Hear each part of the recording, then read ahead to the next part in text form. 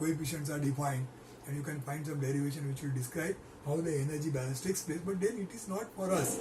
We are understanding it only to the extent of its principle, what flywheel does. So this is the function of a flywheel, which is what it described. Maybe you can write down few lines like what we have done for governor. So what is a flywheel? Write down. I'll just dictate few lines. What is a flywheel? Flywheel is a machine element. Flywheel is a machine element which is used for storing excess energy. Used for storing excess energy supplied by a prime mover. Prime mover means energy source. Supplied by energy source when the requirement is less. When the requirement is less. The flywheel then delivers energy. The flywheel then delivers energy stored in itself at the time of more requirement of the load. More requirement of the load. Thus, there is a fluctuation. Thus, there is a slight fluctuation in the rotary speed of. There is a slight fluctuation in the rotary speed of flywheel.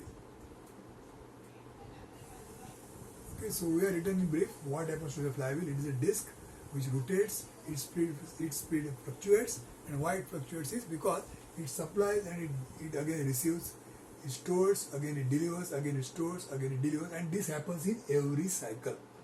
So whatever is described in this diagram, that we are written in few lines, plus you have got this diagram with you so that you will understand what this flywheel does. So having done this, now let us just summarize.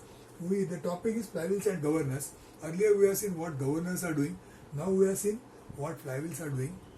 And why these two things are clubbed together is because they are doing something similar.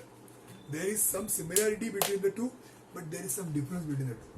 So in a way they are similar in the sense that they are doing the function of taking care of the unequalness of the energy.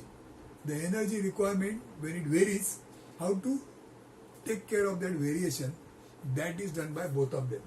But their method of doing is different. Both of them are working in a different way, which we have seen. What governor does is different than what flywheel does. Flywheel is coming into picture in every cycle. Every cycle it is doing something. Either it is storing, it is releasing, storing, releasing. It is doing in every cycle. What governor is doing, if you remember, governor comes into picture only when the requirement changes. See, if the vehicle is moving on the road without any slope, when the requirement is constant, governor is not doing anything. But when the requirement increases or decreases, immediately governor comes into picture and it performs the function of supplying or reducing the input energy. So they are doing the work, but then their method of doing the function is different, which is what we have seen. So now what we'll do is, I'll just write here, we will now compare the flywheel and governor, and in the process we will summarize what we have learned. Okay, so just jot this down, we'll make some.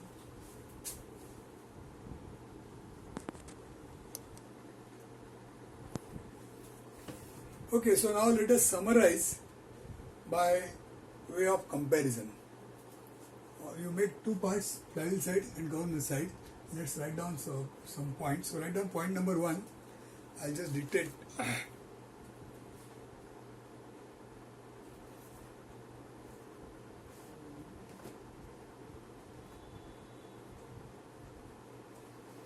Write down.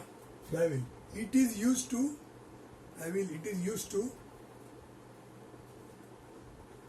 reduce the fluctuation. It is used to reduce the fluctuation in speed. During a cycle, and underline the word cycle, during a cycle, for constant input energy from prime mover. For constant input energy from prime mover. You can write PM, prime mover. For constant input energy from prime mover. That means for the constant input energy from prime mover, the flywheel does the function of adjusting the energy during a cycle. Now on this side you write down first point.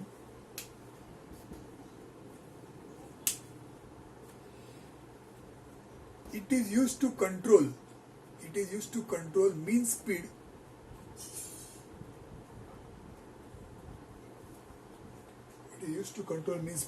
over a period of time. It is used to control mean speed, that means average speed, over a period of time. Underline over a period of time. Over a period of time by adjusting input energy of prime mover. By adjusting input energy of prime mover. Okay, so what we have learned, that is what we are jotting down. So that is the first point. Here the input energy is adjusted, and that is done over a period of time, which we have underlined. And here this comes into picture every cycle for the purpose of adjusting the energy. Now the second point,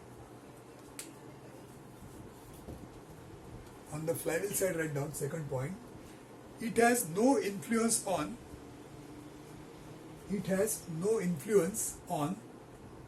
average speed of prime mover. It has no influence on average speed of prime mover. So as you see, what prime mover is doing, flywheel has nothing to do. The prime mover will keep on delivering energy. So the source of energy will keep on giving energy, but the adjustment is done by flywheel by its fluctuation in speed. So it gets the energy, increases its speed, delivers the energy, reduces its speed, and so on. So that happens. That is what we have written. Now here we write down second point. It has no influence on cyclic speed. It has no influence on cyclic speed of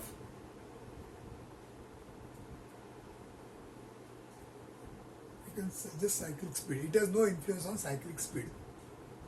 That means in a particular cycle what happens, this has nothing to do. So whatever it is doing is not in a cycle, it is doing over a period of time, not in a particular cycle. Whereas this fellow is working in every cycle. It has to do something or the other in every cycle. This is not working during a cycle, it is working over a period of time, gradual.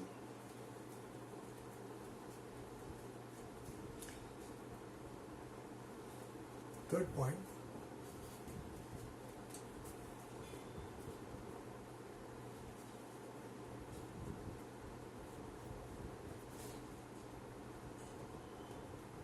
It has no influence on, rather you can write down, it is not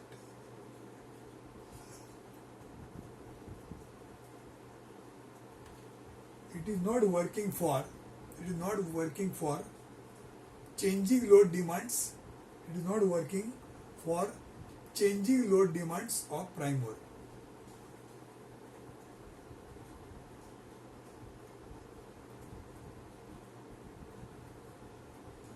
It is not doing the work of doing the changing demand of the prime mover.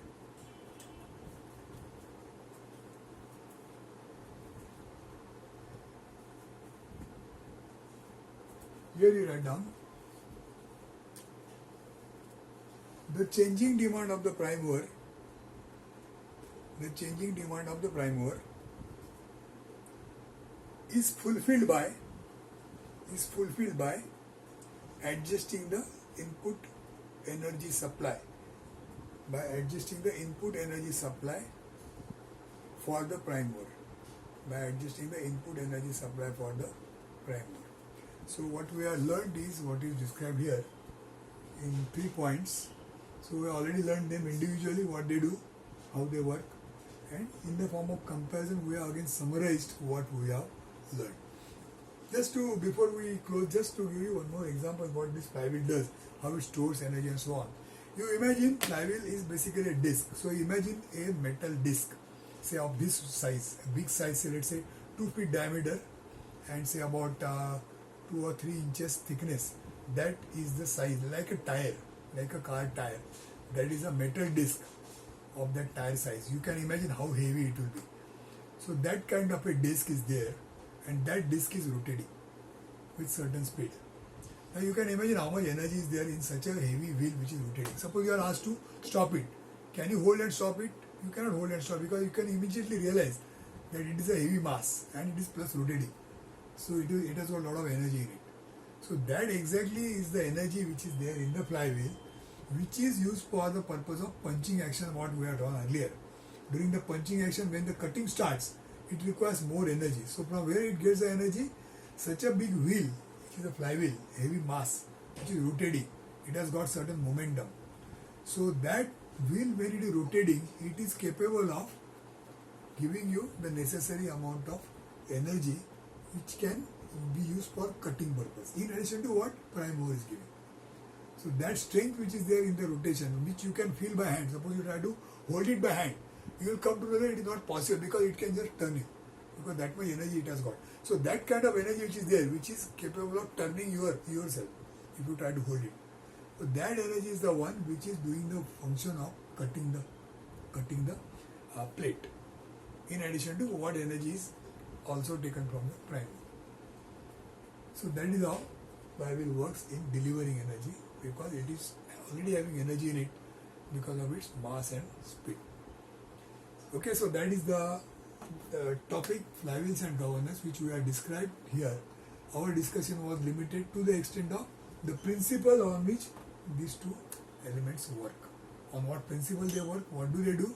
We have seen the comparison, how they manage the energy, and we have also seen the individual types, how they are constructed, how is their arrangement, and how the actual function takes place. So that is precisely what we have discussed here. So this is basically a theory topic.